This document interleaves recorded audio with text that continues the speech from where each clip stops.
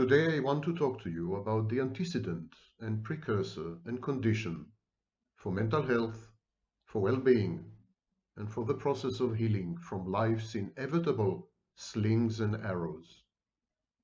You see, we are all born handicapped. We raise, around our explorations of this scintillating cosmos, we raise the enclosures of identity and distinction, also known as self and personality.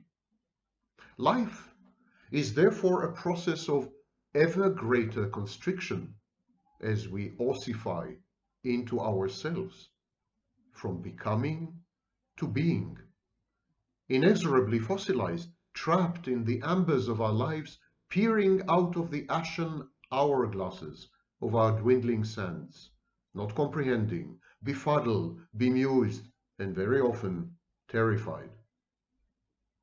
We are ephemeral creatures made of dreams.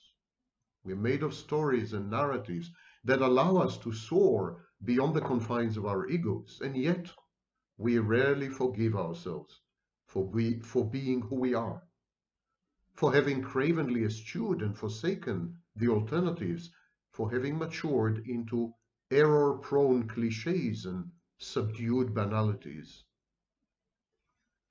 We then often embark on self-punitive and gory crusades against our most miserable existence. We mete out harsh justice against ourselves. We are the judge and the jury and the executioner in one. And yet all this is wrong, so wrong. If only you could behold the child inside you, that vanishing promise, bright-eyed and filled with wonder. If only you could open yourself to the experience of being human, this fleeting, heart-rending apparition. If only you could make reality itself your dream. If only you had reached out to the drowning and the mentally emaciated and the emotionally overwhelmed and the fearful in the night. Build bridges.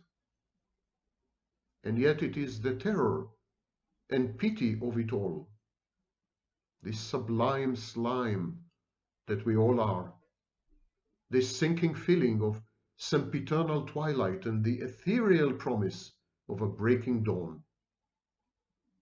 If only you could love yourself in all your frailties and faults and forlorn hopes and frustrated endeavors and the losses that make up your biography.